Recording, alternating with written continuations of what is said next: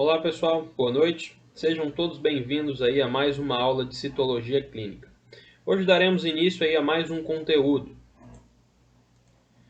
Na aula de hoje vamos aprender sobre a citologia das lesões pré-malignas do colo uterino e também sobre as lesões malignas, sobre o carcinoma invasivo do colo uterino. Bom, as células epiteliais endocervicais, elas também podem apresentar aí atipias características de lesões pré-malignas e malignas. De acordo com a classificação aí de Bethesda, as células elas podem ser células glandulares endocervicais, E dentro dessa característica, elas podem ser atípicas sem outra especificação ou podem ser atípicas provavelmente neoplásicas. A evolução dessas lesões, dessas lesões pré-malignas, podem aí originar um adenocarcinoma endocervical in situ, ou seja, uma lesão maligna em tecido glandular que neste momento está contido apenas aos limites teciduais. E como consequência da progressão aí do adenocarcinoma endocervical in situ, localizado, a invasão a tecidos adjacentes vai ser um caminho lógico a ser seguido. E aí quando há invasão a tecidos adjacentes, nós temos aí um adenocarcinoma endocervical invasivo, beleza? Bom, o adenocarcinoma endocervical, ele representa aí a segunda neoplasia maligna mais comum do colo uterino, ficando apenas aí atrás do carcinoma escamoso, que é a neoplasia mais comum aí que acomete a essa região. Essa lesão maligna ela vai ser responsável aí por aproximadamente 15 a 20% de todas as neoplasias malignas, beleza?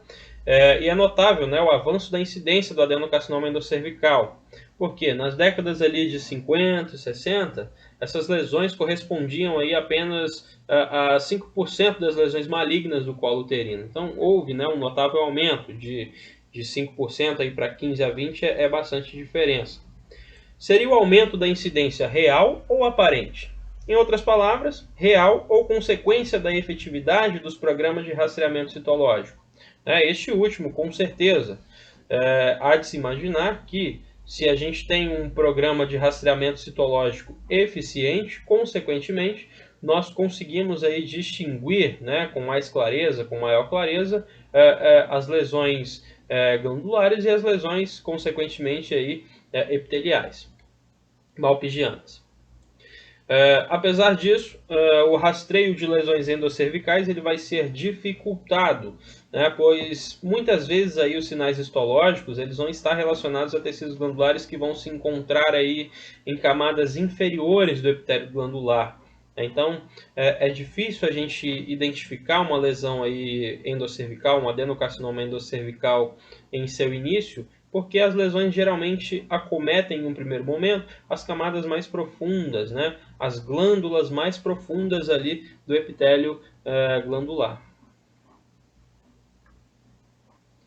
Então nessa imagem aqui, pessoal, a gente consegue evidenciar aqui duas características bem interessantes, particularmente interessante. Aqui a gente tem um segmento de epitélio glandular, demonstrando aqui uma glândula. Aqui a gente consegue evidenciar as células de forma basal e o citoplasma claro, aqui aparentemente apresentando a mucina. Essas células em um primeiro momento estão aparentemente normais. Entretanto, aqui nesse pedacinho da glândula nós temos uma outra característica. Nós temos aqui núcleos sobrepostos, as células parecem estar sobrepostas, e isso é característico de um adenocarcinoma endocervical. E aí uma técnica chamada de imunohistoquímica, onde a gente busca marcar aí, proteínas específicas de células provenientes de carcinoma, a gente consegue evidenciar esse padrão aqui. Tudo que está colorido em marrom aqui é diretamente relacionado às células malignas, beleza? Observem que no normal a gente não tem a presença dessas células malignas. Bom, a infecção por HPV, pessoal, vai ser um fator que vai unir o adenocarcinoma e o carcinoma escamoso. Geralmente os tipos 16 e 18 do vírus são particularmente encontrados nesses tipos de lesões. Sendo que o adenocarcinoma aí tem prevalência pelo tipo 18. Então o tipo 18 vai ser o que vai evidenciar, que vai apresentar aí como consequência, possivelmente, na maioria dos casos, um adenocarcinoma. Outro fator que pode estar aí associado ao adenocarcinoma vai ser o uso prolongado de contraceptivos orais. Contudo, ainda não há, um significado exato dessa associação. E também não há aí relação entre a idade precoce, da atividade sexual, e também não há qualquer relação que seja com o número de parceiros sexuais ou o uso aí de fumo e bebidas alcoólicas, por exemplo.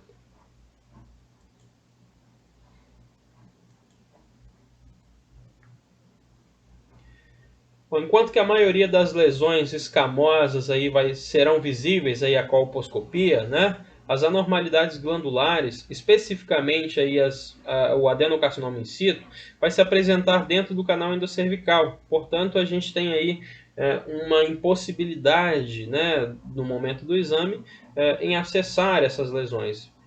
O acesso é um pouco mais difícil. A citologia cervical ela vai ser extremamente eficiente no rastreio de lesões pré-malignas e malignas escamosas. No entanto, a sua funcionalidade vai ser mais modesta aí na detecção de lesões malignas e pré-malignas glandulares. Vai ser um pouco mais difícil devido a essa situação. O epitélio glandular está menos exposto que o epitélio escamoso. A localização profunda das lesões aí dentro do canal cervical vai ser o principal fator dificultante, como disse anteriormente. Haja visto que não é um local acessível, só para a gente frisar aí outra vez. Uma condição aliada aí a tal situação, é a menor experiência aí de citotécnicos e citopatologistas na identificação da lesão endocervical. A inexperiência aí vai ser algo meio que esperado, porque a gente não tem uma grande identificação dessas lesões, porque a incidência é baixa, e a incidência ela pode ser baixa pela incapacidade, pela inabilidade de encontrar as características dessa lesão na colposcopia. Além disso, um fator complicador aí no diagnóstico vai ser a associação com lesões intraepiteliais escamosas. A associação com lesões intraepiteliais escamosas podem aí, em algumas situações, mascarar as alterações glandulares. Então é bastante comum que a gente tenha a presença de lesões escamosas e de lesões glandulares. A gente não pode excluir, a gente não pode separar as duas situações, porque alguns tipos de vírus, alguns subtipos do HPV, podem levar aí as lesões tanto no epitélio malpighiano quanto no epitélio glandular. E para superar todos os problemas relacionados ao diagnóstico dessas lesões, aliado aí a um bom treinamento do profissional, deve-se utilizar sistematicamente a escovinha endocervical para coletar essas amostras.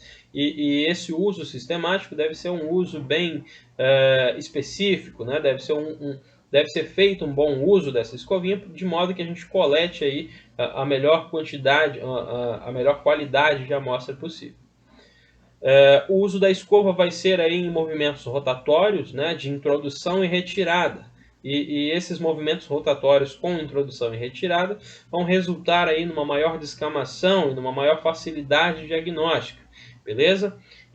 Consequentemente, nós teremos aí possivelmente uma redução da progressão das lesões pré-malignas para malignas. Porque se a gente conseguir identificar essas lesões no momento de pré-malignidade, nós podemos combatê-las para evitar que a mesma se torne maligna. Beleza? Então aqui novamente, isso a gente viu aí na segunda semana de aula, a colposcopia, nesse momento aqui em que é realizada a coleta do raspado cérvico-vaginal, que nós temos uma ampla visão do colo uterino, e a amostra ela vai ser coletada em um primeiro momento da região exterior e vai ser utilizada uma escovinha para coletar a amostra do canal endocervical. Essa coleta no canal endocervical, que pode aí favorecer o diagnóstico de lesões pré-malignas e malignas da endocérvice, do epitélio glandular. Então o técnico ou o médico responsável ele deve ser bastante familiarizado aí com os equipamentos para que obtenha uma boa amostra. E para que se tenha um considerável sucesso aí na identificação das lesões pré-malignas e malignas do colo uterino, do epitélio ali da região da endocérvice, é necessário que a gente tenha um conhecimento muito amplo sobre a citologia normal das células endocervicais, né? Essas células endocervicais, elas vão apresentar-se ali, como a gente já viu anteriormente, né, na aula, em uma das nossas primeiras aulas, vão apresentar-se aí com um citoplasma delicado, né, um citoplasma suave. Esse citoplasma ele vai estar relativamente rico em mucina, né? Mucina aí é a substância que compõe basicamente o muco secretado por essas células. Nós teremos a presença de núcleos ovalados e relativamente organizados. Além disso, os núcleos vão se apresentar aí com cromatina finamente granular, né? E a descamação, né, serão aí com células apresentando-se na forma de conjuntos monoestratificados, aqueles conjuntos em formato de favo de mel que a gente viu lá nas primeiras aulas, beleza? E ainda é possível que a gente identifique essas células normais, né, como a sua apresentação típica, que é apresentando-se ali com um citoplasma colunar, né, e a presença do núcleo presente na base das células. Joia? Então é importante que a gente tenha em mente as características normais do epitélio glandular. Então aqui, né, nós vamos evidenciar essas características normais agora. Na imagem A e B, nós temos um panorama histológico do epitélio glandular, beleza? Então, vai ser possível a gente observar aqui em A um formato glandular do tecido epitelial, né? Aqui, ó, o formato glandular, né? Formando uma glândula aqui dentro do tecido, basicamente. Então, essas células elas vão estar voltadas, né, com seus citoplasmas voltados para o lúmen, e que haverá a produção de muco. Inclusive aqui, ó, a gente consegue observar, né, em rosinha bem clarinho aqui, a presença de muco, beleza? Na figura B, a gente consegue observar aí células colunares altas, né? Células colunares altas elas vão se apresentar aí com núcleos basais e também com citoplasma claro, devido à presença aí da mucina. Isso é característico dessas células. Então a gente tem os núcleos aqui, ó, na base das células, e a gente tem o citoplasma aqui apontando para o lúmen e o citoplasma com coloração clara, né? Devido à presença aí da mucina. Na imagem C, a gente consegue evidenciar aí o conjunto monoestratificado, no formato aqui de favo de mel, beleza? E essa evidenciação aqui é bem característica, né? Esse tipo aqui de conjunto é bem característico desse tipo celular. Aí na imagem D, a gente identifica aqui uma forma colunar das células, beleza? Ó, novamente, ó, forma as células colunares, né? E além disso, a gente tem aqui a presença, né, da mucina, beleza? No citoplasma, aqui também, ó, clarinha, apontando para o lúmen. E aqui as células estromais.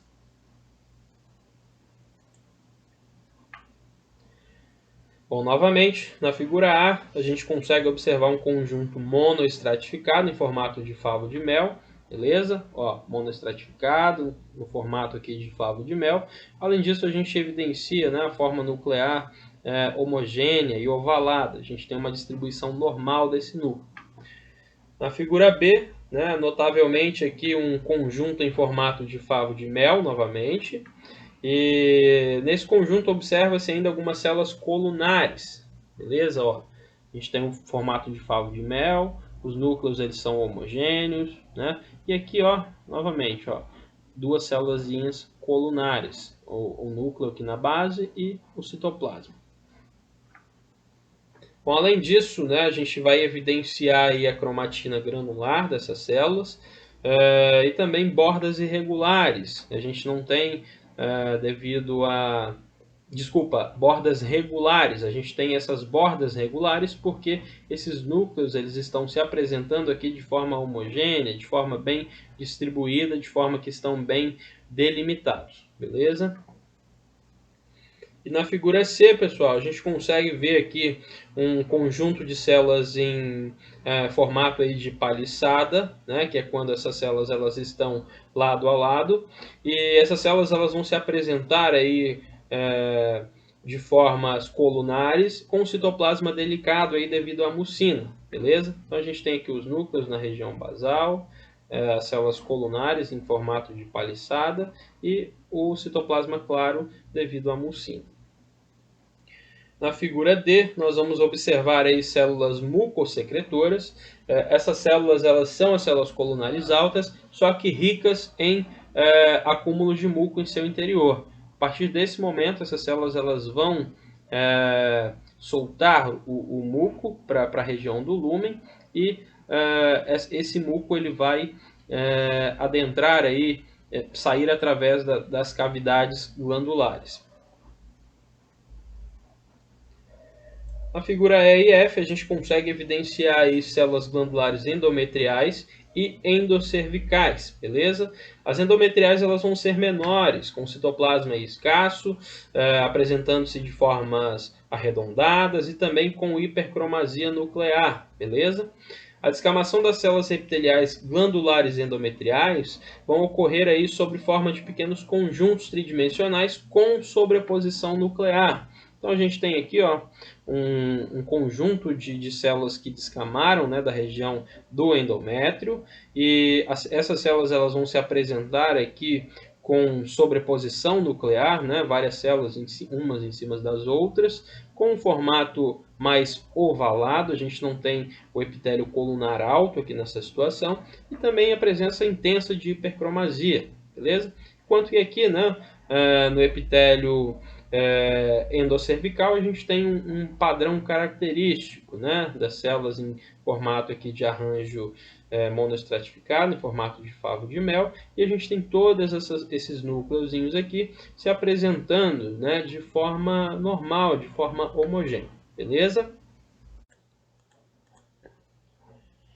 Bom, o sistema de Bethesda ele denominava aí as atipias glandulares como células glandulares atípicas de significado indeterminado, né, sob a sigla aí AGUs.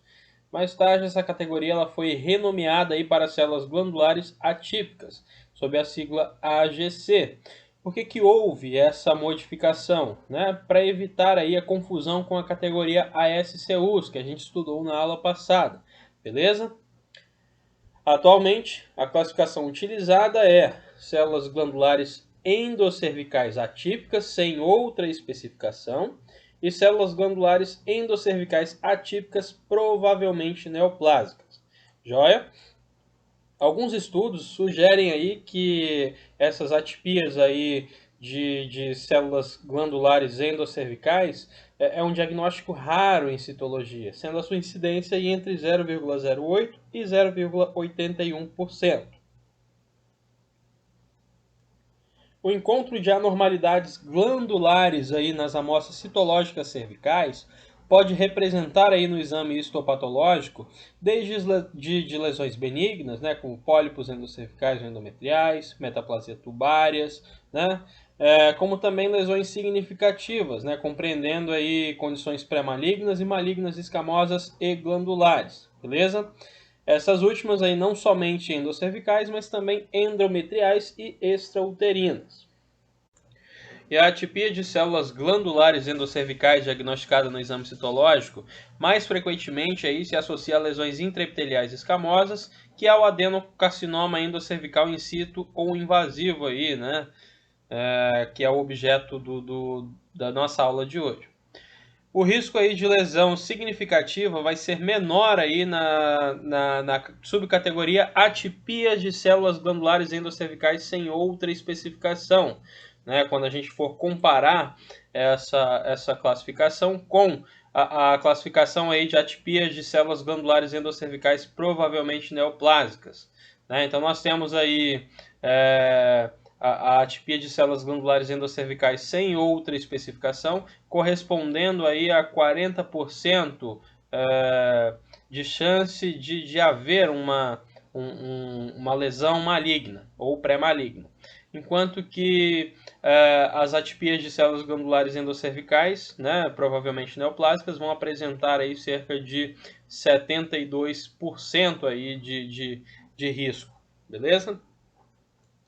A idade da paciente também vai ser um parâmetro importante quanto à associação aí entre a atipia de células glandulares endocervicais e lesões significativas, beleza? É mais comum, né, em mulheres mais velhas, acima aí, dos 35 anos. Então a gente vai ter lesões glandulares, principalmente aí em mulheres com idade aí a partir dos 35 anos. E um fator aqui é extremamente interessante da gente observar, né, é que em pacientes mais jovens a gente tem uma frequência aí de lesões epiteliais escamosas, né, enquanto que em idosas a gente tem aí um número importante de lesões glandulares endometriais. As células glandulares endocervicais atípicas sem outra especificação apresentam aí taxas de associação com lesões pré-malignas ou malignas entre 9 a 41% dos casos, beleza? E essas anormalidades glandulares endocervicais vão corresponder aí no exame histopatológico mais frequentemente a lesões pré-cancerosas de origem escamosa, né? Ou seja, as anormalidades glandulares que a gente pode identificar na maioria dos casos, na maioria das vezes, pode estar relacionada a uma lesão escamosa que acometeu também o tecido epitelial glandular. Joia? Em relação às características citológicas, né, desse grupo aí de células atípicas, nós temos aí células que se apresentam com grupamentos em tiras, né, e dentro dessas tiras nós temos aí sobreposição nuclear, né? A gente tem um aumento nuclear de 3 a 5 vezes o tamanho normal. As células apresentam-se de forma hipercromática, né? Em algumas situações, os núcleos estão hipercromáticos. É raro, né, a gente observar mitoses, mas elas acontecem. As células elas se apresentam aí com citoplasma abundante. E, além disso, a gente tem uma relação núcleo-citoplasma bem maior, beleza? E é interessante a gente frisar também que é comum que a gente consiga fazer aí a distinção das bordas celulares. Então, pessoal, nós temos aqui, ó, na figura A, né, células em agrupamentos rosetiformes, né, em formas de rosetas. Né, a gente vai entender mais adiante o que é essa forma de rosetas. Né, as células aqui elas vão exibir núcleos aumentados e ovalados, né, além de leve hipercromasia com a presença de alguns nucléolos. Então a gente tem as células aqui em formato rosetiformes. A gente vai ver mais adiante que esse formato rosetiforme vai apresentar, né, esse grupamento como forma de uma flor, né, onde a gente vai ter uma abertura glandular circundada aqui com várias células, beleza? Então aqui a gente consegue evidenciar a hipercromasia nuclear, né, e algumas células aqui apresentando alguns nucléolos em evidência aqui. Na figura B, nós temos aí um conjunto discretamente desorganizado de células endocervicais, né? E as células elas vão exibir aí um citoplasma abundante, mais denso que o normal. Além disso, nós teremos aí núcleos redondos, né? Também núcleos ovalados e com uma certa variação de tamanho. E esses núcleos vão se apresentar aí de forma hipercromática e, ocasionalmente, nós teremos aí a presença de alguns nucléolos. Então, nós temos aqui, ó, um citoplasma abundante nessas células, né? Nós temos aqui núcleos ovalados, né? Ou núcleos também de forma oval, né? Redondo, desculpa, e oval. Nós temos uma variação no tamanho nuclear aqui, e também uma leve hipercromasia e algumas células apresentando aqui alguns nucléolos. Na figura C, nós temos células endocervicais, né? E essas células elas se apresentam aí com um discreto aumento nuclear e hipercromasia. Né? Além disso, a gente tem essas células aí organizadas em arranjos glanduliformes. Né? E esses arranjos glanduliformes são representados aqui pelas setas. Então a gente tem alguns espaços em brancos e esses espaços eles são conhecidos aí como arranjos glanduliformes. Beleza? Além disso, nós temos uma perda da polaridade nuclear. Então, nós não temos um padrão nuclear seguido. Né? Então, só em resumo, nós temos um aumento nuclear, nós temos uma hipercromasia, a gente tem aqui as células em arranjo glanduliforme, isso é comum a gente encontrar nessa situação, e além disso a gente tem a perda da polaridade nuclear. Na figura D, é possível aqui a gente observar um arranjo em tira, né? E nesse arranjo em tira tem uma pseudoestratificação nuclear, e alguns nucléolos eles vão ser levemente aumentados de volume. Então a gente tem aqui, ó, um arranjo em tira, né? Esse arranjo em tira nós temos uma pseudoestratificação nuclear, é um núcleo próximo ao outro aqui, e além disso esses núcleos eles apresentam-se com um volume maior do que o normal. Mas é importante a gente notar, né, que essas células elas ainda se apresentam aqui com o citoplasma colunar, beleza? Bom, as células glandulares endocervicais atípicas da classificação aí provavelmente neoplásicas vão corresponder aí às células endocervicais que qualitativamente ou quantitativamente apresentam alguns critérios, mas não todos aí para o diagnóstico de adenocarcinoma in situ. Além do in situ, também o invasivo. Em resumo, essas células, né, glandulares endocervicais atípicas, provavelmente neoplásicas, elas vão apresentar características, né, e essas características podem ser características que são utilizadas para caracterizar um adenocarcinoma in situ ou invasivo. Então, essas células elas podem apresentar, provavelmente são neoplásicas, não significa com 100% de certeza que são neoplásicas, beleza? Neste grupo, o risco de doença pré-maligna ou maligna corresponde aí a 96%. O que isso significa? Cerca de 96%, né, há 96% de chance de pessoas que apresentarem, de mulheres que apresentarem células desse grupo, desenvolverem uma doença pré-maligna ou maligna, beleza?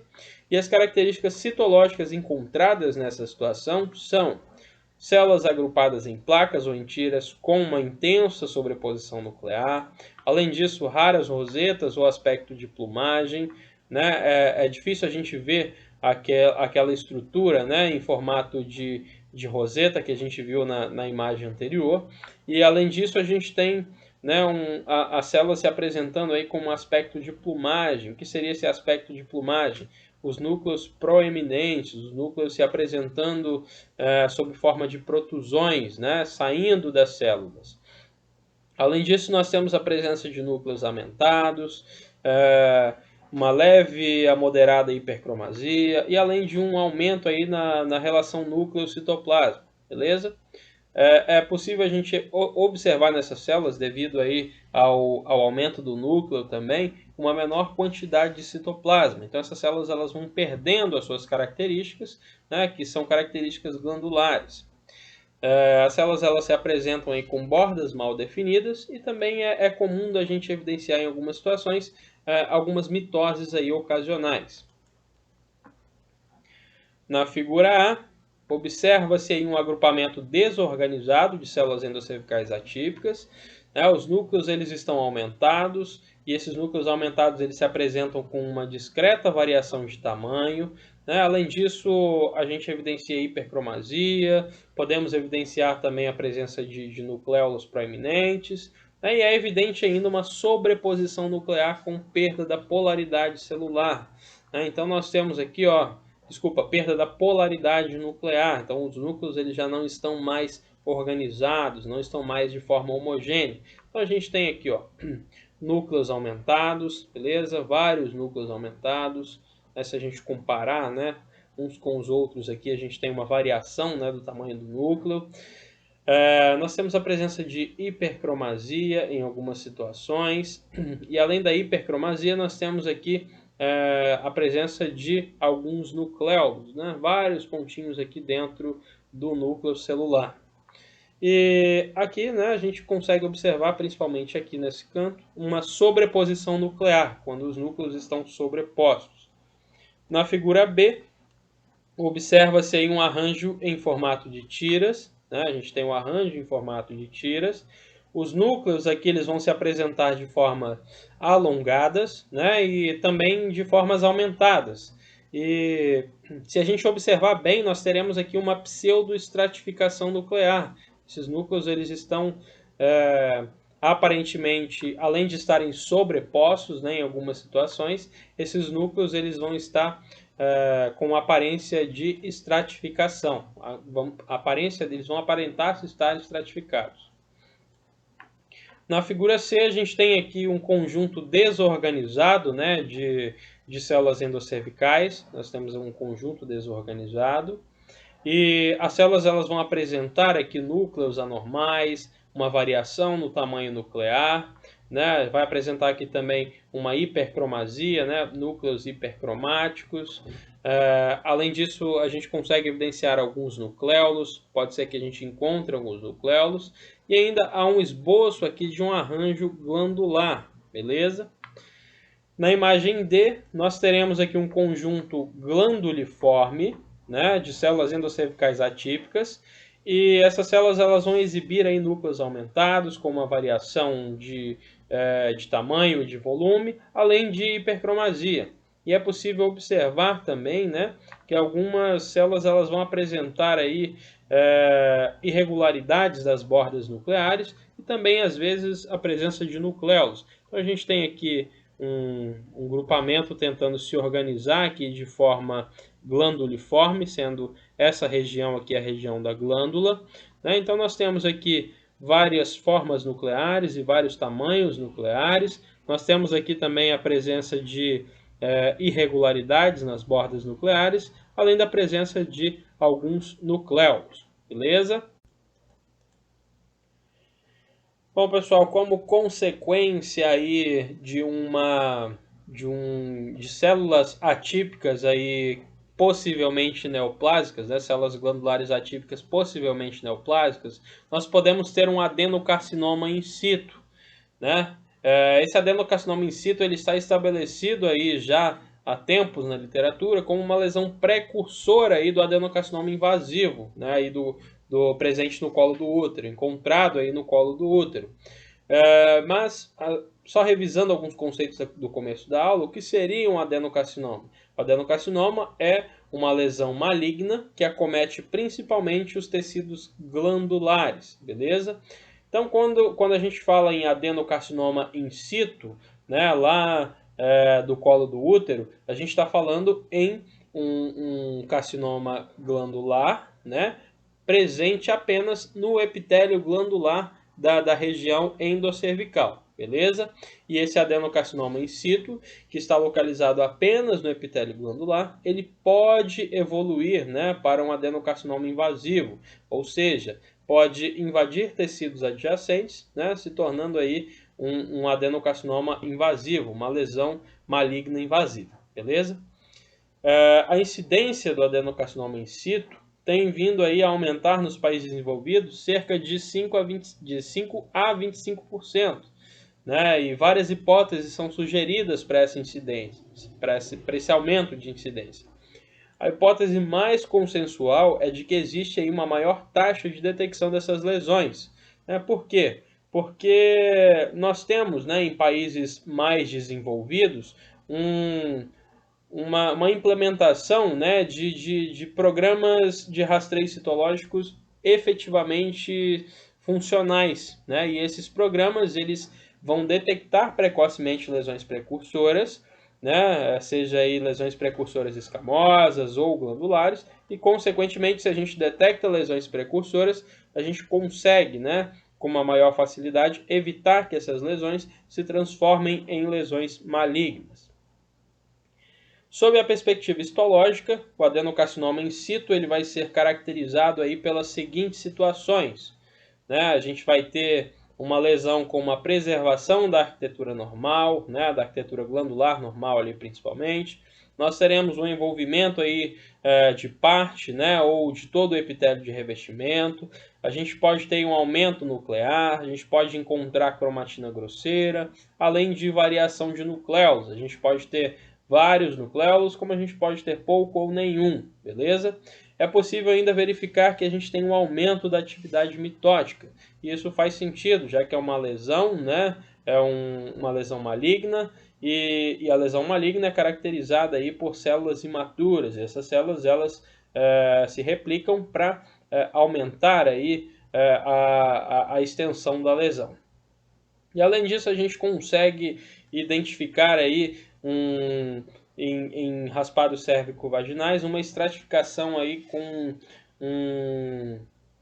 uma estratificação variável de núcleos, né? A gente tem a descamação de células com uma estratificação variável. Os núcleos, eles a princípio parecem estar de forma estratificada, sobrepostos uns aos outros. Bom, na imagem a gente consegue observar aí o acometimento de parte do tecido epitelial glandular.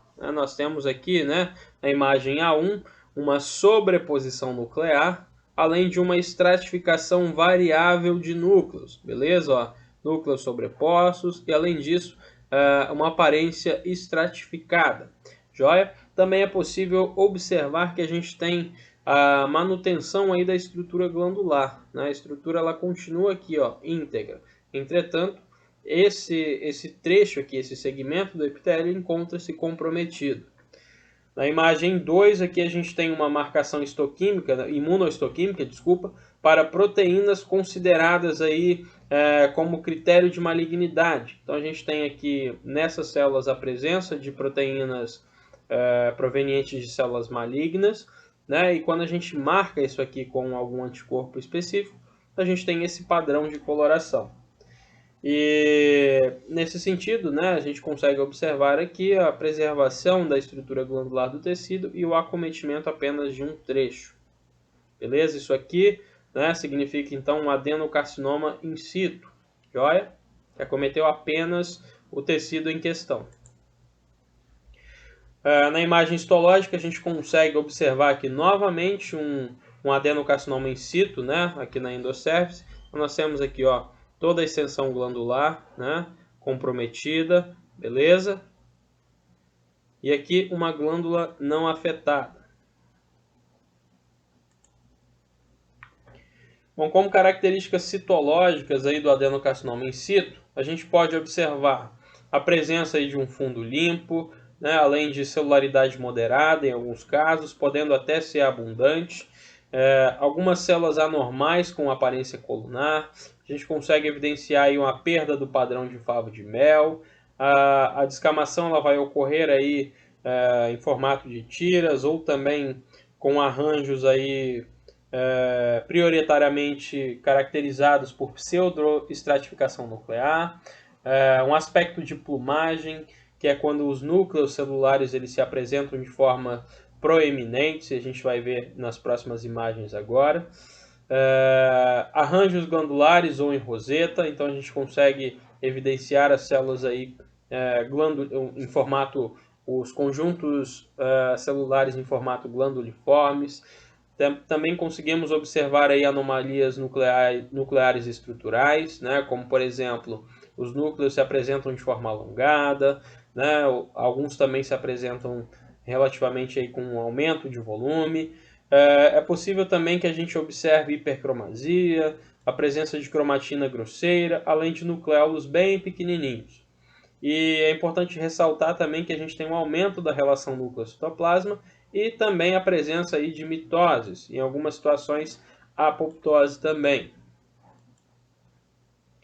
Na figura A, né, a gente observa aí o epitélio endocervical normal, beleza? Aqui, ó, à esquerda, o epitélio endocervical normal. E à direita, nós temos aqui uma perda, né, do conteúdo de mucina desse epitélio. E esse epitélio ele está apresentando aqui uma pseudoestratificação, além de uma hipercromasia nuclear, beleza? A gente tem núcleos mais densos, né? A gente tem núcleos mais alongados do que o normal aqui representado pela esquerda, beleza? Então nessa imagem, à esquerda nós temos o epitélio glandular normal, as células apresentando aqui o conteúdo de mucina de forma normal, e aqui nós temos o epitélio glandular completamente acometido. Joia? As células elas perderam o conteúdo de mucina e a gente consegue evidenciar aqui uma pseudoestratificação intensa. Na figura B, nós temos aqui o epitélio endocervical apresentando pseudoestratificação nuclear, alongamento de núcleos, além de hipercromasia nuclear. Então nós temos aqui, novamente, o epitélio endocervical, e esse epitélio endocervical glandular, ele apresenta aqui uma pseudoestratificação. A gente não tem, na verdade, uma estratificação verdadeira, uma estratificação característica, mas nós temos uma pseudoestratificação, quando esses núcleos, eles falsamente aparentam estar estratificados. Então aqui a gente consegue notar também um alongamento nuclear, alguns núcleos longos, vários núcleos longos na verdade, e a presença também de hipercromasia, joia? E algumas células elas apresentam também alguns nucléolos, aqui também um nucleolo. E na figura C a gente tem aqui um agrupamento amplo, de células aí com núcleos sobrepostos, e essas células elas se apresentam aí principalmente os núcleos, com uma perda da polaridade nuclear. Então nós temos aqui vários núcleos que estão sobrepostos, e além desses núcleos sobrepostos a gente tem uma perda da polaridade, a gente não sabe para qual sentido esse tecido ele vai girar, qual sentido esse tecido está apontando, se é uma condição normal, se é uma condição homogênea, e além disso a gente tem aqui a presença de aberturas glandulares, duas aberturas glandulares apresentadas aqui nas pontinhas das setas, beleza? E além disso, núcleos hipercromáticos, joia? Pessoal, só para esclarecer, a perda da polaridade nuclear vai dizer aí a respeito da organização celular. Então a gente não tem aqui um conjunto organizado, joia?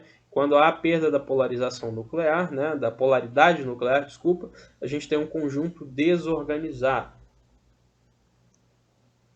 E na figura D, nós temos aqui um agrupamento de células endocervicais, e essas células endocervicais elas se apresentam aí com núcleos volumosos, em algumas situações até mesmo sobrepostos. É evidente também a perda da polaridade nuclear, além da presença de hipercromasia. E além da hipercromasia, a gente tem uma cromatina aí grosseiramente granular. E ainda é possível a gente observar aqui uma mitose atípica.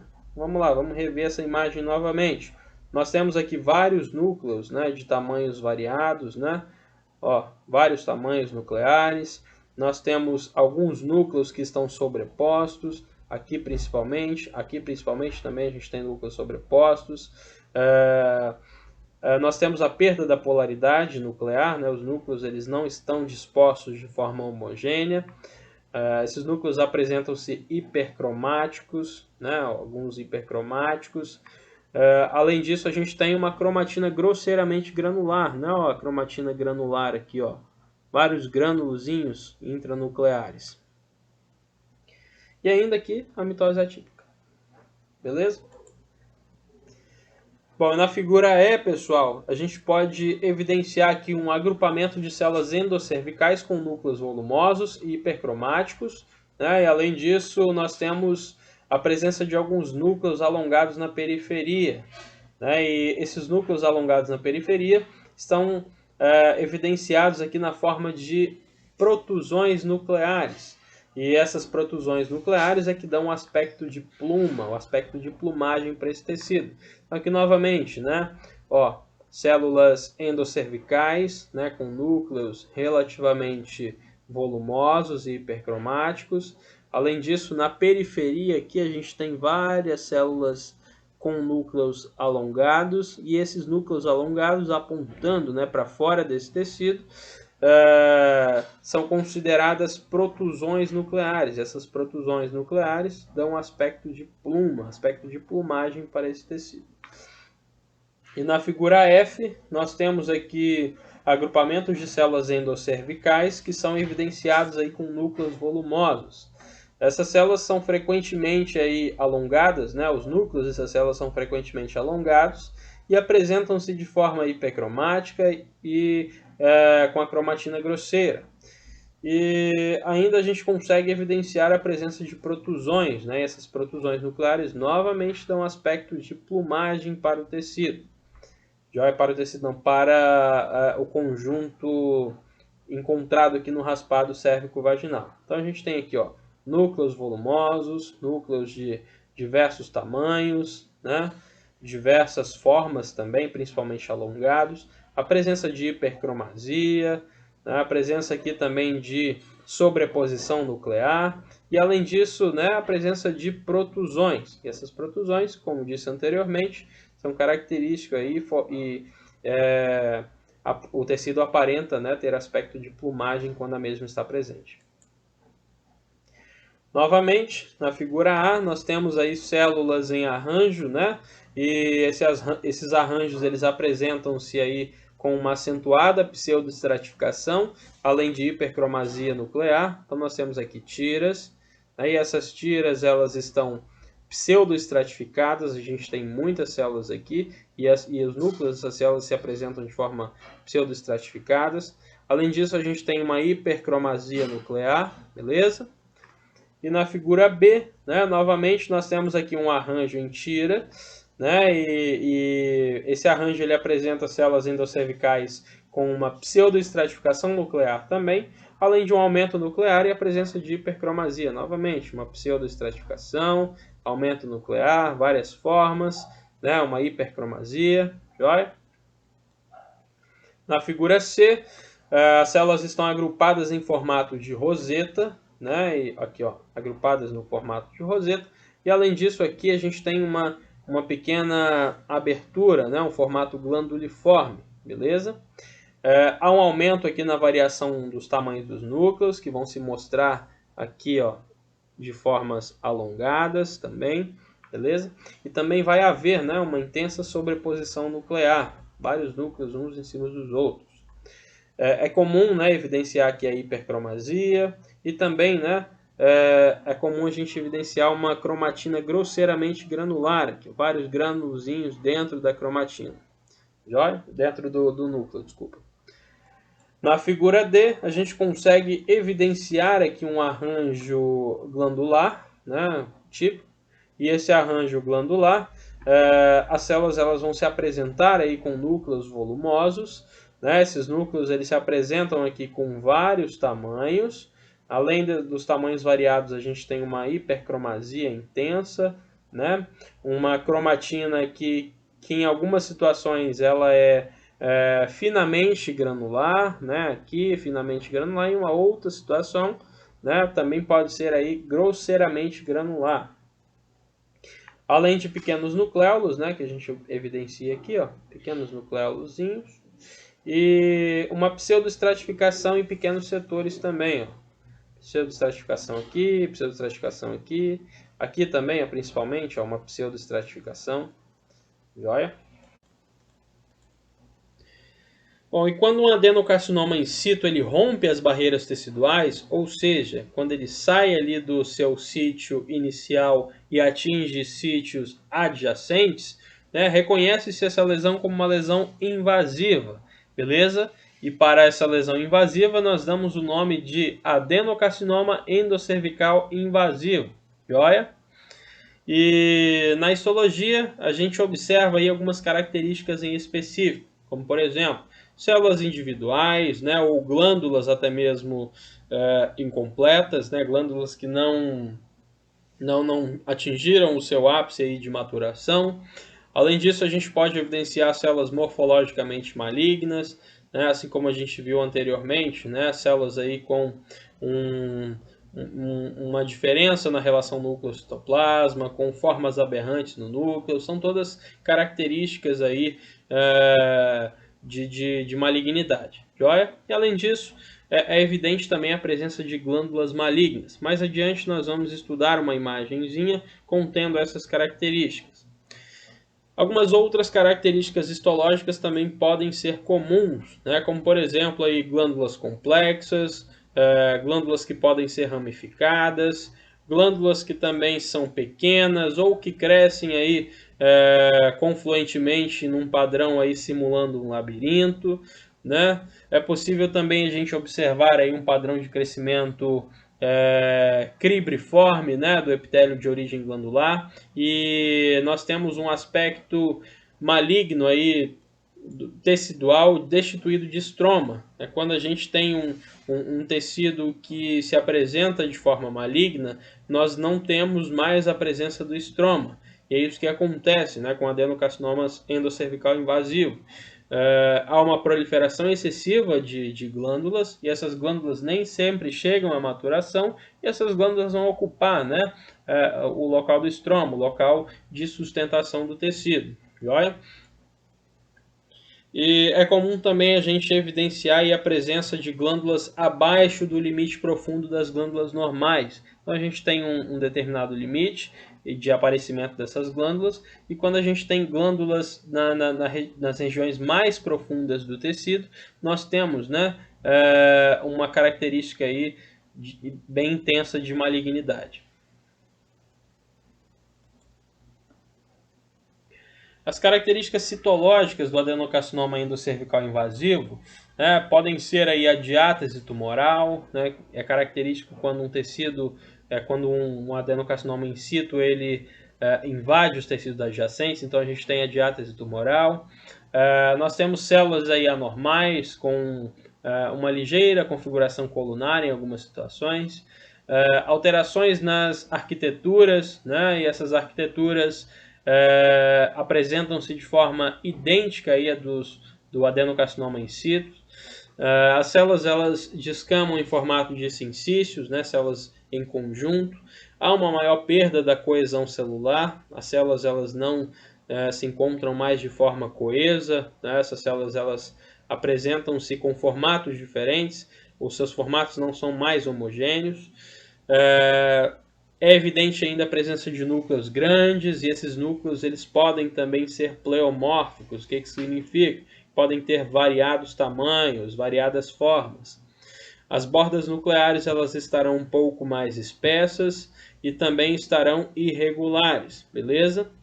E haverá nucleolos frequentes, e esses nucleolos muitas das vezes podem apresentar-se de forma proeminente, ou seja, mais intensamente apresentável.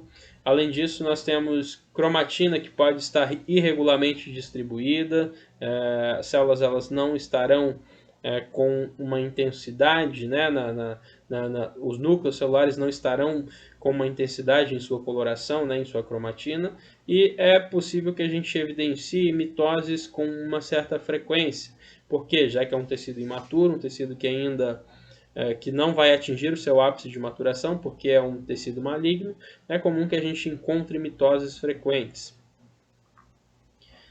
Bom, então na imagem a gente observa aqui numerosas estruturas glandulares de tamanhos e formas variadas. Então isso é uma característica, né, de uma lesão por adenocarcinoma endocervical invasivo. Então nós temos aqui vários formatos de glândula, né, e essas glândulas elas atingiram a região do estroma, né, que era a região de sustentação do tecido. Então o tecido ele foi parcialmente aqui todo acometido, beleza? Então nós temos várias glândulas aqui, ó, várias glândulas aqui também, formatos de labirintos, joia? Então esse aqui é o padrão histológico, né, de uma lesão invasiva. Em B a gente tem aqui, né, um material com um fundo fibrinoide, contendo aí numerosos agrupamentos amplos, né, esses agrupamentos amplos, além de núcleos intensamente aqui hipercromáticos e sobrepostos.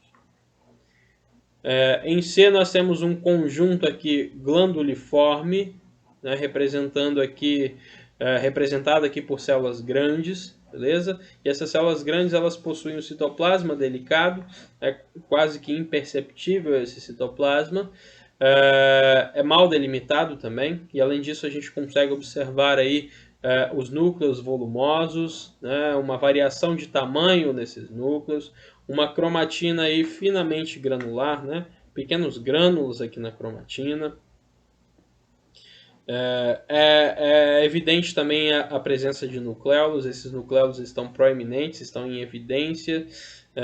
Na imagem aqui ela não permite que a gente estabeleça aí a origem da lesão.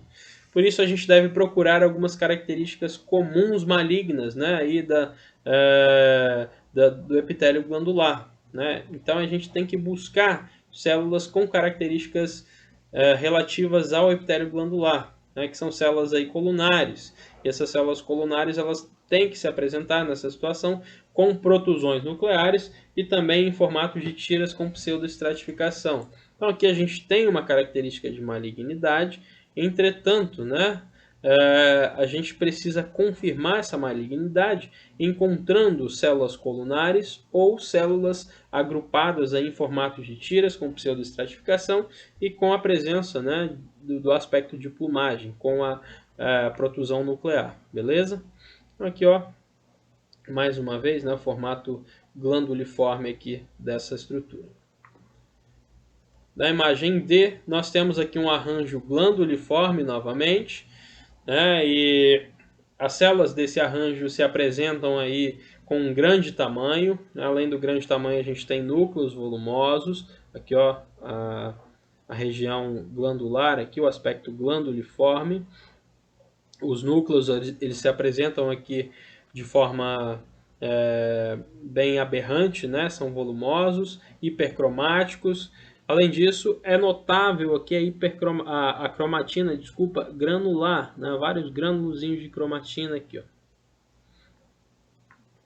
Alguns núcleos eles são alongados e estão aí projetando-se para fora, né? Aqui, ó, na seta verde, a gente tem um núcleo alongado. Esse núcleo está apresentando-se aqui de forma na forma de protusões. Joia? Então é característico, né, de uma lesão maligna essa anormalidade celular, essa anormalidade nuclear principalmente.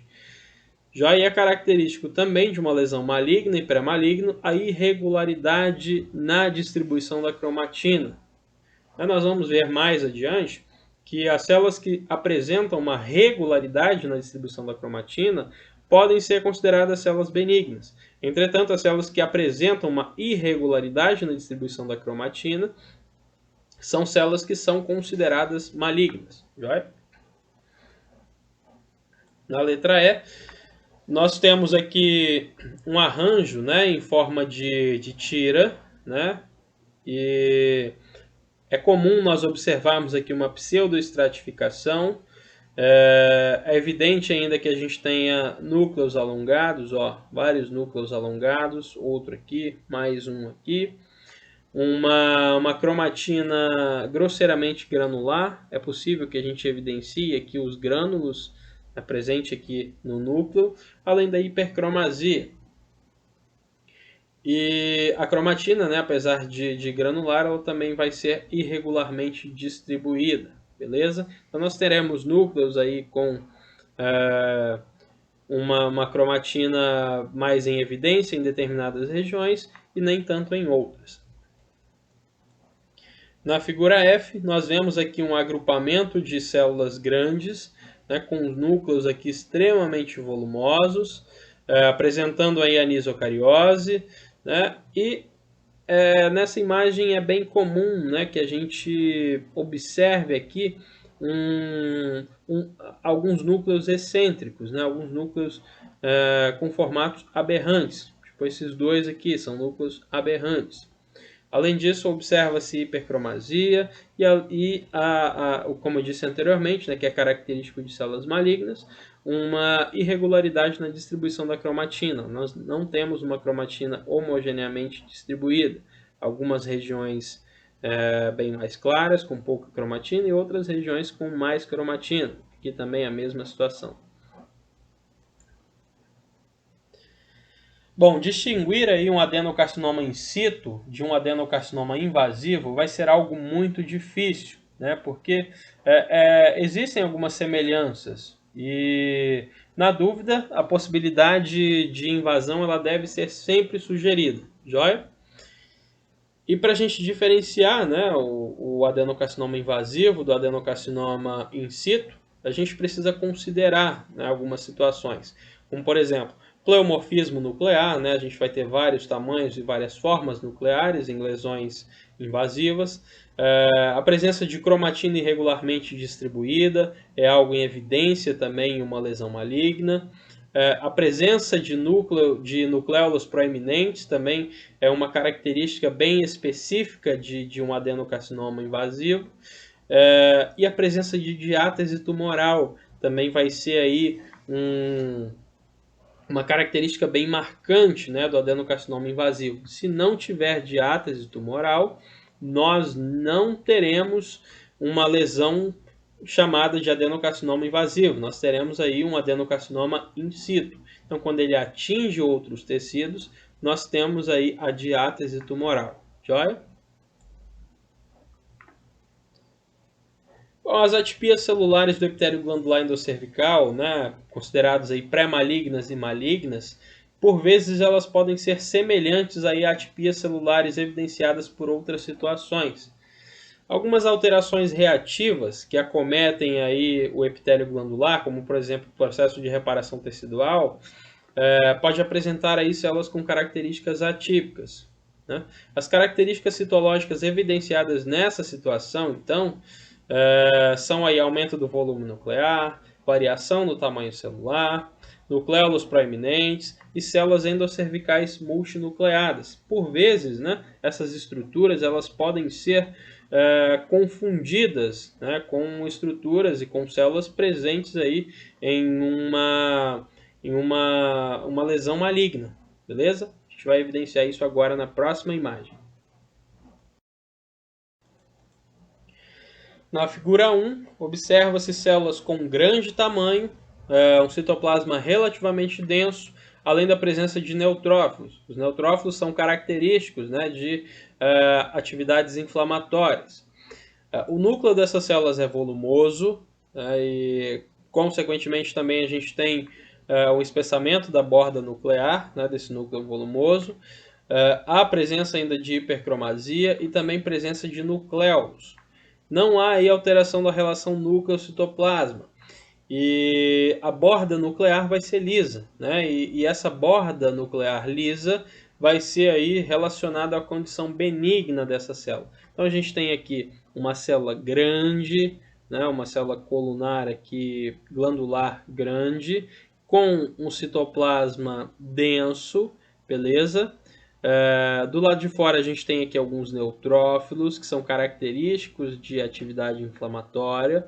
Nós temos um núcleo relativamente grande, apresentando aqui hipercromasia. Além da hipercromasia, nós temos uma cromatina regularmente distribuída. E é possível que a gente evidencie também uma borda nuclear lisa.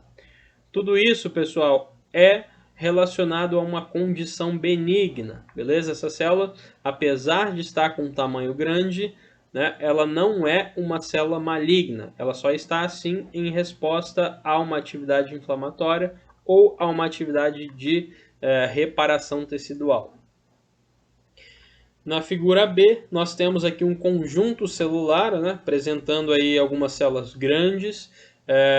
Há ainda a condição de pseudoeosinofilia dessas células. Alguns núcleos eles se apresentam de forma volumosa, os nucleolos eles se apresentam também de formas proeminentes, e as bordas nucleares, novamente, são lisas, pessoal. As bordas nucleares lisas, né, característico aí de uma condição benigna. Novamente, a cromatina também vai ser regularmente distribuída, beleza? Então, ó, nós temos aqui células com uma pseudoeosinofilia, alguns núcleos que são relativamente volumosos, com a presença de alguns nucleolos proeminentes. As bordas nucleares, mais importante, ó, são bordas lisas, e essas bordas lisas, contendo cromatina regularmente distribuída aqui dentro, né, são características benignas. Na figura C, né, apresenta-se aqui núcleos volumosos, e além dos núcleos volumosos, nós temos aqui nucleolos proeminentes, e observando, nós não temos características nucleares malignas. Nós temos aqui, ó, núcleos que são relativamente grandes, em formatos aqui de células colunares, né, ou glandulares. Esses núcleos eles estão relativamente grandes. Os nucleolos eles se apresentam aqui de formas proeminentes, né? Entretanto, as bordas nucleares elas são lisas, a gente não tem nenhuma alteração de borda nuclear, e isso é uma característica de uma condição benigna. Na figura D, nós temos aqui um conjunto frouxo de células endocervicais, né? E o citoplasma ele vai estar mais denso que o habitual e os núcleos eles vão ser aí mais volumosos, né? Apresentando-se aqui também com uma leve hipercromasia e com uma cromatina apresentando aqui a presença de cromocentros. As bordas nucleares novamente são lisas, joia? E apesar da maior granulidade aqui da cromatina, a distribuição ela vai ser regular, beleza? E isso vai condizer novamente com uma condição benigna. Bom, uma outra situação aí que a gente pode considerar aí dentro dessa classificação de diagnóstico diferencial, né, das lesões malignas do epitélio glandular, nós temos aí a metaplasia, beleza? A metaplasia vai ser um processo fisiológico, como a gente já estudou anteriormente, e esse processo é encontrado também na porção superior do canal endocervical. Joia? Não é apenas no epitélio malpigiano que a gente encontra a metaplasia, é também no epitélio endocervical, joia? No epitélio glandular endocervical. A metaplasia, né, em resumo, caracteriza-se aí pela substituição do epitélio mucoso, né, endocervical, por 3 tipos celulares distintos. O tipo ciliado, o tipo secretor e o tipo intercalar. Joia? As células ciliadas elas têm núcleos aí grandes e ovais e por vezes hipercromáticos. Além disso, é evidente a presença de nucleolos variáveis e a presença de citoplasma eosinófilo e abundantes cílios. Já que as células são ciliadas, a gente tem uma característica ciliar, né? A gente tem a presença de cílios na superfície dessas células, a gente vai ver mais adiante. Uma segunda população celular, né, que surge aí durante a metaplasia endocervical são células não ciliadas. Né? Células não ciliadas, como o próprio nome já diz, não possuem cílios. Entretanto, né, o seu citoplasma ele vai ser eosinofílico e pode se apresentar-se aí de forma densa. Um terceiro tipo celular que pode aparecer aí na metaplasia endocervical são células intercalares. Essas células são uma variante das células não ciliadas e vão apresentar-se aí com o citoplasma escasso e alguns núcleos alongados. Bom, na metaplasia tubária, né, que acontece lá na região endocervical, pode acontecer, né, uma estratificação dos núcleos. Né, e além dos núcleos estratificados, a gente pode evidenciar aí a presença de hipercromasia, além de nucleolos. E isso vai simular, né, um adenocarcinoma in situ. Entretanto, essa condição não é uma condição maligna. Ela vai apenas aparentar-se ser uma condição maligna. Joia? A identificação de cílios aí vai ser uma característica importante no diagnóstico diferencial, porque se a gente encontrar cílios nessas células presentes aqui na metaplasia tubária, nós podemos excluir, né, o adenocarcinoma in situ, porque no adenocarcinoma in situ a gente não tem a presença dessas células ciliadas. E a diferenciação com adenocarcinoma in situ ela vai ser possível, né, tendo em vista que nessa condição o quadro citológico ele vai ser mais exuberante, enquanto que na metaplasia tubária as alterações elas vão ser relativamente focais, né, não vai acontecer em todo o tecido. Por outro lado, há uma maior variedade aí de alterações no adenocarcinoma in situ, né, evidenciando-se aí um aspecto de plumagem e rosetas, que vai ser incomuns na metaplasia tubária. Então, em resumo, pessoal, é possível que a gente consiga diferenciar um adenocarcinoma in situ de uma metaplasia tubária, mas a princípio a gente precisa identificar as células ciliadas, beleza? Encontrando células ciliadas, a gente já consegue fazer essa distinção. Mas caso a gente não consiga encontrar essas células ciliadas, né, e a gente queira confirmar às vezes um diagnóstico de lesão maligna, né, um diagnóstico de adenocarcinoma in situ, a gente precisa buscar então o aspecto de plumagem, né, ou de rosetas, que vão ser incomuns aí para a metaplasia tubar. Joia? Então é parcialmente simples da gente diferenciar esses dois tipos de situações. Bom, pessoal, aqui na figura a gente consegue evidenciar algumas situações que eu expus no slide anterior. Na figura A, observa-se aqui o epitélio endocervical, apresentando aqui alguns núcleos volumosos com citoplasma claro ou denso, beleza? Há a presença aí de numerosos cílios no polo apical da maioria das células. E esses cílios aqui, ó, presentes na maioria dessas células aqui, caracterizam a metaplasia tubária. Então, se a gente encontrar, né, a presença de células ciliadas em um raspado cérvico-vaginal, significa que esse tecido é proveniente de metaplasia tubária, beleza? E não proveniente de um adenocarcinoma in situ ou um adenocarcinoma invasivo, joia? Na figura B, nós temos aqui uma pequena tira, né, de células endocervicais, e essas células elas se apresentam com alguns núcleos típicos, né, dessas células aqui na região basal, e a presença de cílios bem preservados, joia? Na figura C, nós temos aqui uma tira de células novamente, apresentando-se aqui com núcleos volumosos, hipercromasia, além de uma pseudoestratificação nuclear aqui nessa região. É difícil diferenciar, né, do adenocarcinoma in situ. Entretanto, se a gente observar bem aqui, ó, nós temos a presença de uma célula ciliada. E essa célula ciliada já exclui qualquer chance dessa estrutura aqui ser uma estrutura maligna. Joia?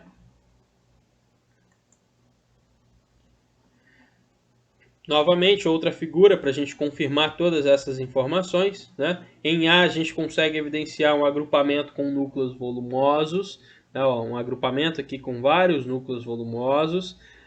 Os núcleos eles apresentam-se com hipercromasia e sobreposição aqui em determinadas áreas, principalmente aqui, ó. Entretanto, algumas células presentes na periferia apresentam a chamada placa terminal, beleza? O que seria essa placa terminal, né? A placa estrutural que dá sustentação para essas células. E é possível também que a gente evidencie, né, a presença de cílios, beleza? Nessas células também.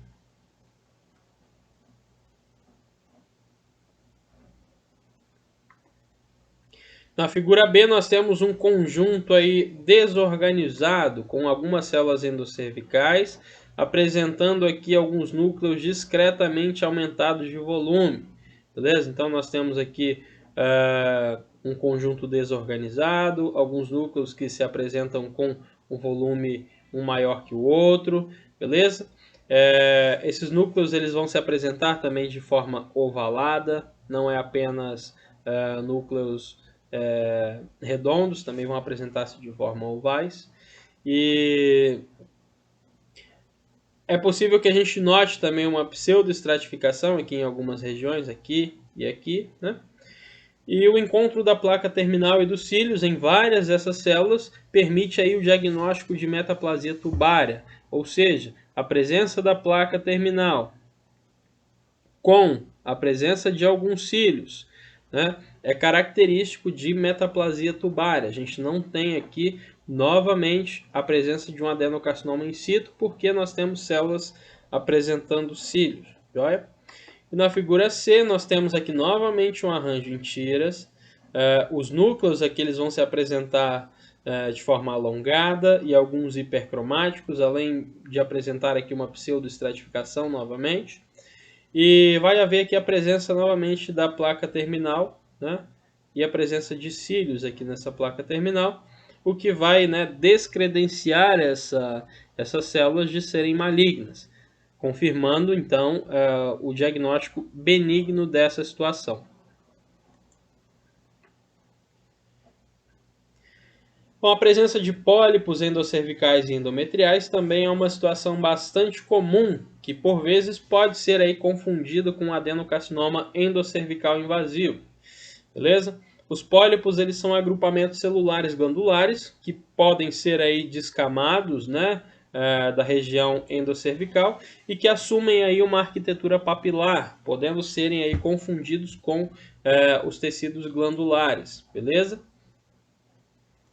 A presença desses agrupamentos, eles geralmente acontece aí junto a fenômenos inflamatórios e de reparação tecidual, fazendo com que as células elas adquiram certas características para tais situações, como por exemplo núcleos volumosos e núcleos também proeminentes. Nesse sentido, como características normais, as células elas vão se apresentar aí com uma relação núcleo-citoplasma normal, uma ausência de irregularidades de bordas nucleares, além de uma cromatina uniformemente distribuída, beleza? E a presença de tais características vão classificar essa situação como uma situação benigna. Na imagem aqui é possível observar, né, grandes agrupamentos celulares endocervicais, né, dois agrupamentos gigantes aqui endocervicais. Na imagem A nós temos um agrupamento que foi parcialmente dobrado, dando uma falsa impressão aqui de perda de polaridade nuclear. Mas não, a gente consegue evidenciar em algumas situações aqui a polaridade nuclear mantida. Na imagem B, nós temos aqui células distribuídas em arranjos, né? E esses arranjos são considerados arranjos papilares, beleza? E esse padrão ele pode simular aí uma arquitetura dos conjuntos celulares vistos no adenocarcinoma in situ. Entretanto, esses conjuntos eles não são malignos, beleza? Então aqui a gente consegue evidenciar aqui um formato papilar, ó, e além desse formato papilar, a gente consegue observar uma organização nuclear, né? A gente consegue evidenciar uma normalidade aqui na polarização dos núcleos. O tecido ele foi descamado, ele está se apresentando dessa forma, entretanto as suas características citológicas são normais. E rapidinho aqui, as células provenientes desses agrupamentos, elas vão se apresentar aí com um ligeiro aumento nuclear, né, e em algumas situações também nucléolos proeminentes, evidentes aí na cromatina, que pode ser densamente condensada e regularmente distribuída. Não há nenhuma outra atipia aí comum que possa caracterizar né, essas células como um adenocarcinoma. Portanto, essa condição aqui ela vai ser benigna, beleza? Então nós vamos ter aí aumento nuclear e a presença de nucléolos, e não vai ter mais nenhuma outra situação que pode levar essas células a serem consideradas malignas.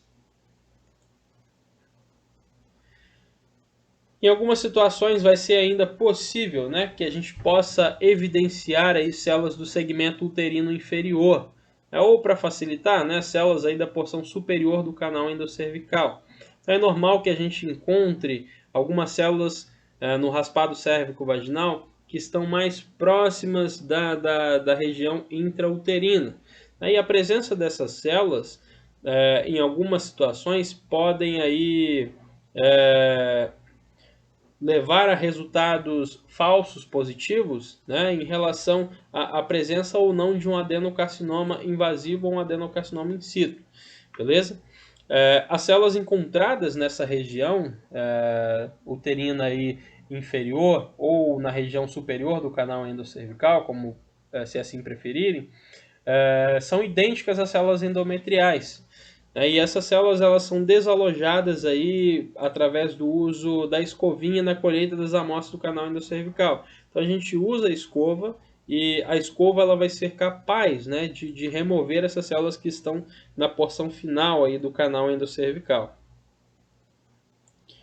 É comum observar, né, a presença dessas células em mulheres que foram submetidas aí à conização. O que seria a conização? é a remoção, né? Um tratamento aí que consiste da remoção de um segmento do colo do útero, e esse segmento é removido aí em forma de cone. E esse segmento ele vai ser utilizado tanto para avaliação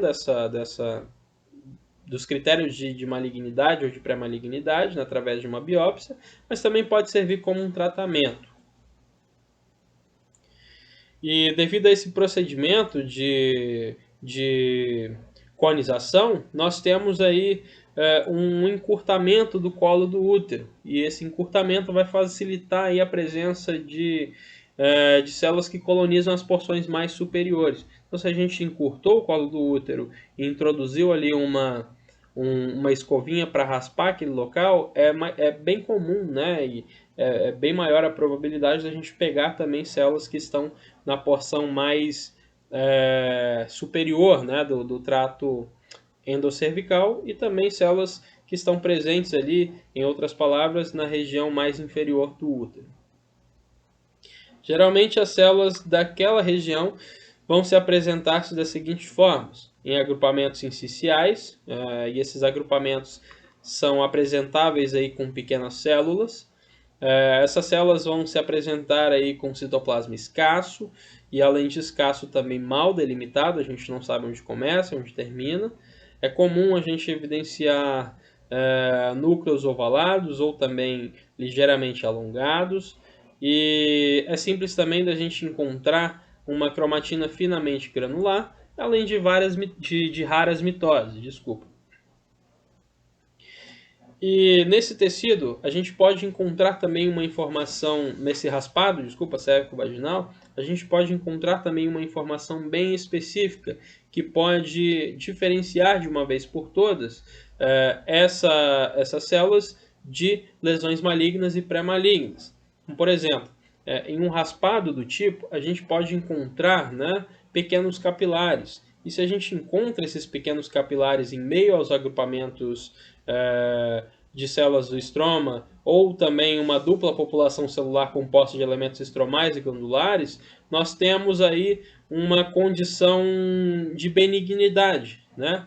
Ou seja, se a gente encontrar em um raspado cérvico-vaginal a presença de células estromais e também a presença de células glandulares juntas e a presença de pequenos capilares, nós temos uma condição benigna. Isso a gente vai entender agora observando as imagens dos próximos slides. Na imagem, né, aqui em A, a gente consegue evidenciar aqui células distribuídas em amplos agrupamentos sinciciais, e esses agrupamentos eles são frouxos, beleza?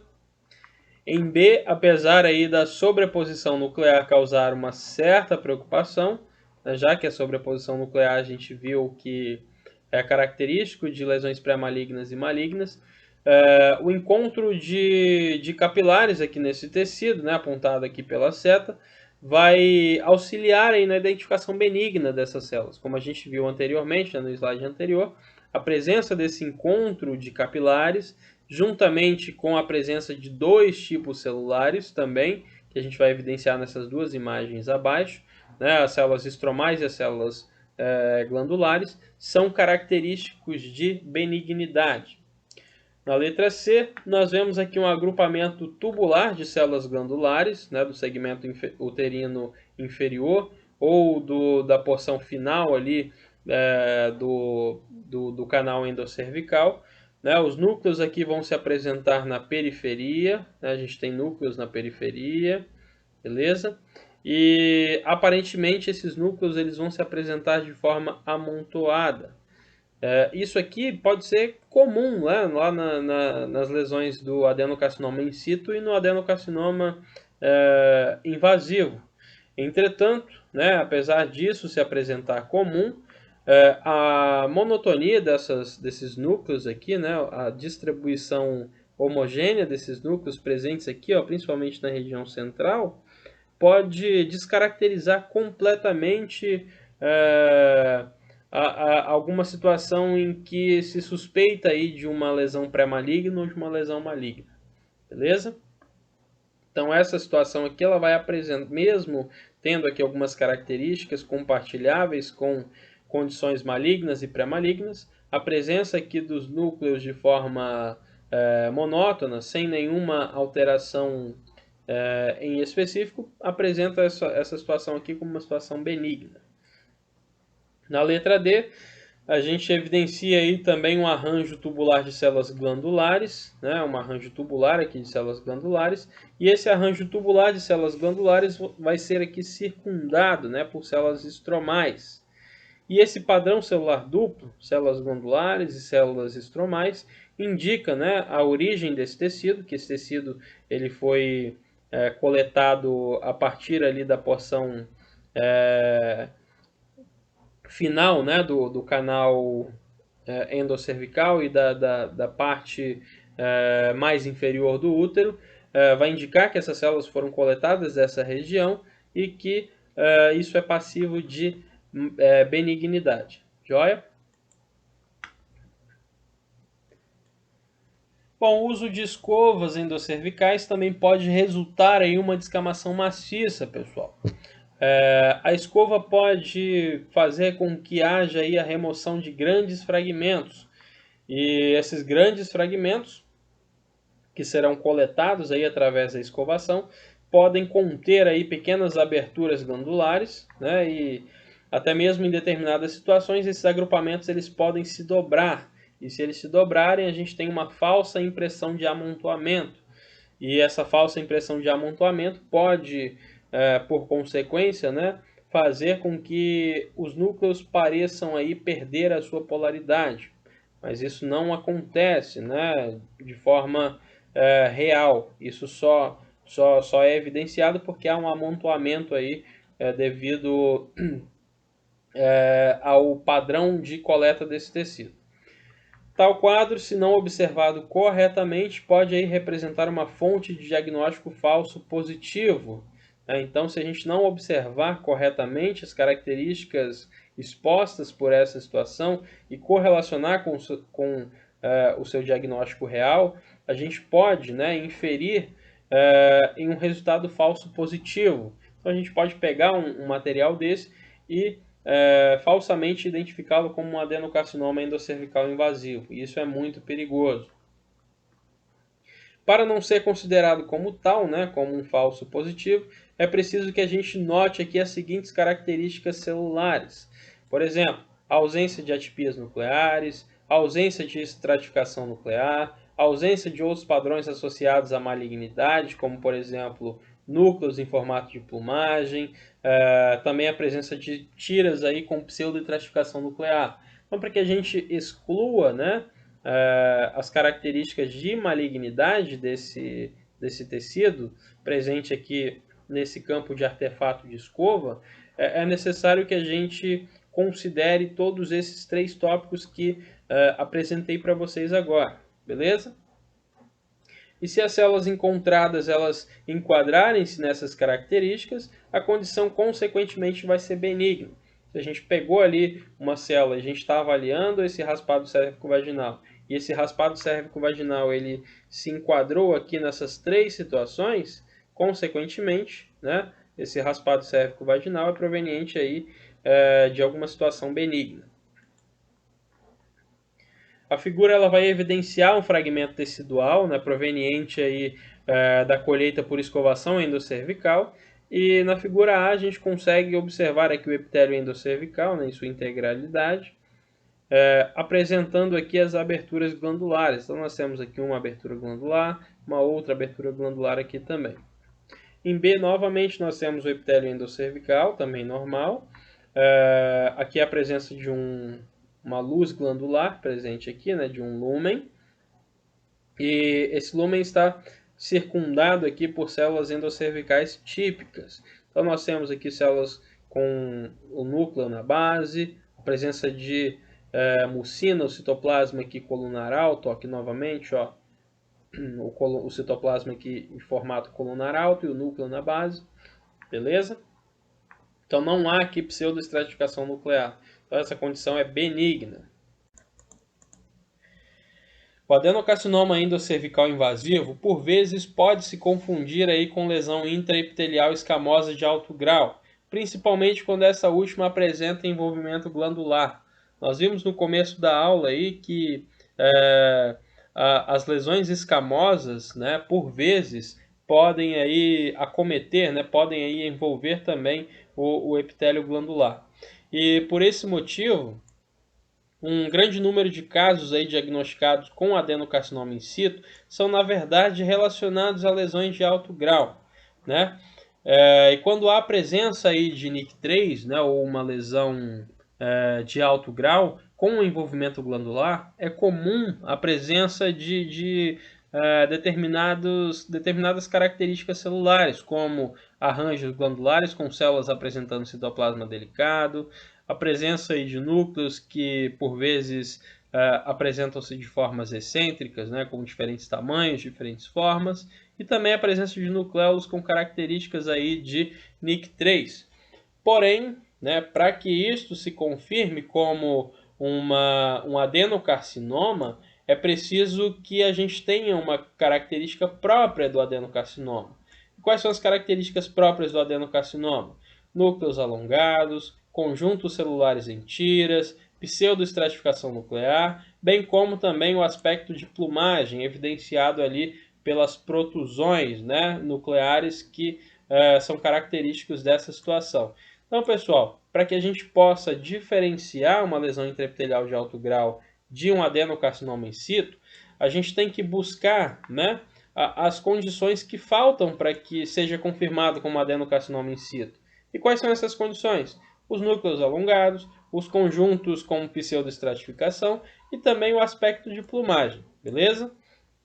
Uma informação importante aí para a gente ressaltar, né, é que cada caso deve ser estudado aí de forma aprofundada, porque é grande, né, o percentual de carcinoma invasivo e adenocarcinoma invasivo que coexistem, né, ou seja, é grande a probabilidade da gente ter um carcinoma escamoso juntamente com um adenocarcinoma glandular, beleza? Então é comum da gente ter esses dois tipos. Bom, na imagem nós temos aqui uma comparação entre uma lesão de alto grau e um adenocarcinoma endocervical, beleza? Na figura A, nós temos aqui o NIC3, né? Envolvendo aqui parte da cripta endocervical, beleza? As células elas podem descamar aqui nessa situação de forma conjunta, e essa descamação de forma conjunta pode levar aí a uma dificuldade no diagnóstico diferencial. Então nós temos aqui uma NIC3 superficial, e essa NIC3 superficial, ela do epitélio malpigiano, desculpa, ela acometeu aqui parte, né, da cripta endocervical, e aí a gente pode ter a descamação dessas duas condições aqui, dessas duas situações, e aí nós temos uma mistura dos dois tipos de células, e aí, consequentemente, teremos uma dificuldade no diagnóstico. Na figura B, é evidente aqui um agrupamento sincicial de células anormais. Essas células elas são imaturas e apresentam-se aqui de formas hipercromáticas, né? E a borda retilínea aqui em cima vai representar a sua origem escamosa, joia? Então, se a gente tiver essa estrutura aqui, né, em um raspado cérvico-vaginal proveniente de NIC3, e a gente observar essa borda retilínea aqui, nós temos, né, uma população celular de origem escamosa. Em C, podemos observar as células de NIC3 dispostas em arranjos glanduliformes, né? Aqui novamente, essas células dispostas aqui em um arranjo glanduliforme. Em D, a gente pode verificar aqui um típico agrupamento celular, em NIC3 também. Essas células elas estão se apresentando aqui com o citoplasma escasso e a presença de núcleos intensamente hipercromáticos aqui, com perda da polaridade nuclear também. Em E, nós vemos um grupamento sincicial, né?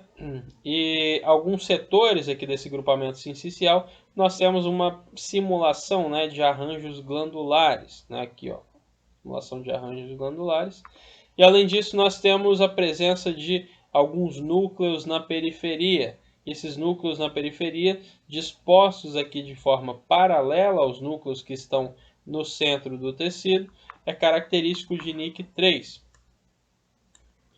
E em F, né, a gente evidencia aqui agora um adenocarcinoma in situ, né, onde tem aqui um agrupamento de células anormais, e nesse agrupamento a gente tem uma sobreposição nuclear, e também, né, na periferia nós temos núcleos alongados, e esses núcleos alongados, quando projetam-se para fora, né, evidenciam aí um aspecto conhecido como aspecto de plumagem, um aspecto em pluma.